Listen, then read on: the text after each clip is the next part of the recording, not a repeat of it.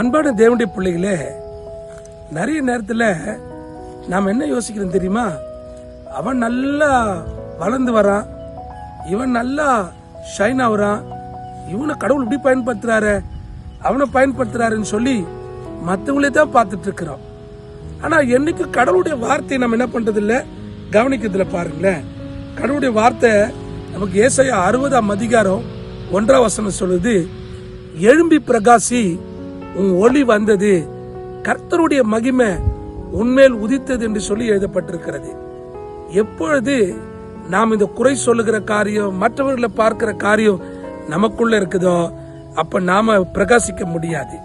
அதே நீங்க அந்த இடத்தை விட்டு எழுந்து தேவனுக்காக வைராக்கியம் பாராட்டினீங்கன்னா, தேவனுடைய நாமத்தை மகிமைப்படுத்தினீங்கன்னா, இந்த ஆண்டவர் உங்களை பிரகாசிக்க பண்ணுவார் என்பதுல எந்த சந்தேகம் இல்லை. இன்னைக்கு நாம் நம்ம உட்கார்ந்து இருக்கிற இடத்தை விட்டு, குறை சொல்ற இடத்தை விட்டு, மற்றவர்களை பரியாசப்படுத்துற இடத்தை விட்டு ஏந்திருப்போம். கடவுள் உங்களை பிரகாசிக்க பண்ணுவார்.